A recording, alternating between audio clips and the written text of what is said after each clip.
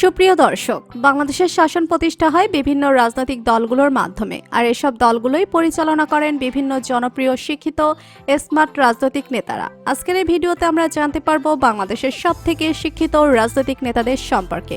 বিস্তারিত জানতে ভিডিওটি না টেনে শেষ পর্যন্ত দেখতে থাকুন। নাম্বার 1, আসিফ নজরুল। বর্তমান সময়ের খুবই জনপ্রিয় মুখ হলেন আসিফ নজরুল।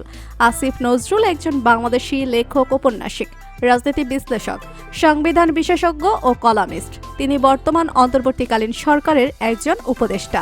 তিনি টিভি টক শো ও তার কলামে রাজনীতি বিশ্লেষণের জন্য বিশেষভাবে খ্যাত। এছাড়াও তিনি ঢাকা বিশ্ববিদ্যালয়ের আইন বিভাগের একজন অধ্যাপক। জুলাইয়ে ঘটে যাওয়া ছাত্র আন্দোলনে শিক্ষক হিসেবে ছাত্রদের পাশে থেকে স্বৈরাচার হাসিনার বিরুদ্ধে লড়ে গেছেন। আসিফ নজরুল ঢাকা বিশ্ববিদ্যালয়ের আইন বিভাগ থেকে 1986 সালে স্নাতকোত্তর ও 1987 সালে স্নাতকোত্তর সম্পূর্ণ করেছেন। 1999 সালে Suyash school of oriental and African studies university of London থেকে তার পিএইচডি সম্পূর্ণ করেন। পরবর্তীতে জার্মানির বন শহরের এনভায়রনমেন্টাল ল সেন্টার থেকে তিনি পোস্ট ডক্টরেট ফেলোশিপ অর্জন করেন। নাম্বার 2, মির্জা ফখরুল ইসলাম আলমগীর। মির্জা ফখরুল হলেন একজন বাংলাদেশি রাজনীতিবিদ ও সাবেক প্রতিমন্ত্রী। তিনি বর্তমানে বাংলাদেশের জাতীয়তাবাদী দল বিএনপির মহাসচিবের দায়িত্ব পালন করছেন। 2001 সালের 8ম জাতীয় সংসদ নির্বাচনে তিনি ঠাকুরগাঁও 1 থেকে বিএনপির মনোনয়নে সংসদ সদস্য নির্বাচিত হয়ে প্রথমে কৃষি মন্ত্রণালয় ও পরবর্তীতে বেসামরিক বিমান পরিবহন ও পর্যটন মন্ত্রণালয়ের প্রতিমন্ত্রী হিসেবে দায়িত্ব পালন করেন।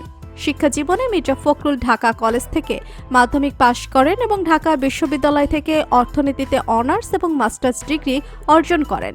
1972 সালে বিসিএস পরীক্ষায় উত্তীর্ণ হয়ে শিক্ষা ক্যাডারে ঢাকা কলেজে অর্থনীতি বিভাগে শিক্ষকতা পেশায় যোগদান করেন।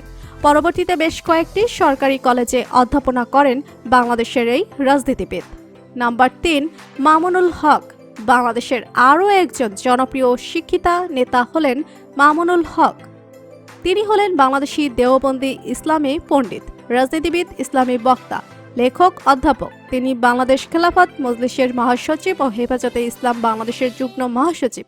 তিনি ইসলামের দৃষ্টিতে ভাস্কর্য মূর্তিকে এক হিসেবে উপস্থাপনা করেন এবং এগুলো নির্মাণ করার অনুমতি ইসলামে নেই বলে মন্তব্য করেন। এছাড়াও তিনি শেখ মুজিবের ভাস্কর্য সহ সকল ভাস্কর্য অপহরণ করতে চেয়েছিলেন। তিনি এমন একজন নেতা যার অগ্নিঝরা ভাষণে মাঠে নামে হাজার হাজার মানুষ। তিনি 12 বছর বয়সে লালবাগ চামতারা জামে মসজিদ মাদ্রাসায় কোরআনের হেফজ সমাপ্ত করেন। 1986 সালে ভর্তি হন জামিয়া রাহমানিয়া আরাবিয়া ঢাকায়। 1993 সালে জামিয়া রাহমানিয়া আরাবিয়া ঢাকা থেকে কওমি মাদ্রাসার শিক্ষা বোর্ড বেফাকুল মাদারিসিল আরাবিয়া বাংলাদেশের অধীনে কেন্দ্রীয় পরীক্ষায় উচ্চ মাধ্যমিক শ্রেণীতে প্রথম স্থান, 1995 সালে স্নাতক শ্রেণীতে তৃতীয় স্থান এবং 1996 সালে দাওরায় হাদিস মাস্টার্স পরীক্ষায় প্রথম স্থান অধিকার করেন। এর পাশাপাশি এশিয়ান ইউনিভার্সিটি অব বাংলাদেশ থেকে অর্থনীতিতে অনার্স ও মাস্টার্স সম্পন্ন করেন। Number 4, doctor Mohammad Yunus. বাংলাদেশের অন্তর্বর্তীকালীন সরকারের প্রধান উপদেষ্টা হলেন ডক্টর মোহাম্মদ ইউনূস। ডক্টর ইউনূস খুবই মেধাবী একজন মানুষ। তার কথাবার্তা শুনলেই বোঝা যায় সে কতটা স্মার্ট ও সুশিক্ষিত।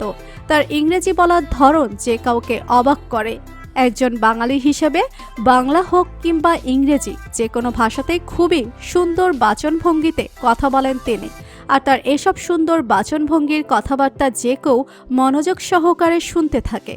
বিশ্বের বুকে বাঙালি জাতির হয়ে প্রতিনিধিত্ব করা এই ডক্টর মোহাম্মদ ইউনূসের শিক্ষাগত যোগ্যতা ও কম নয়। তো বন্ধুরা, বাংলাদেশের এই 4 জন শিক্ষিত রাজনীতিবিদ এর মধ্যে কাকে আপনার সব থেকে বেশি ভালো লাগে জানিয়ে দিন কমেন্ট করে। আর ভিডিওটি ভালো লেগে থাকলে একটি লাইক দিয়ে চ্যানেলটি সাবস্ক্রাইব করুন। ধন্যবাদ।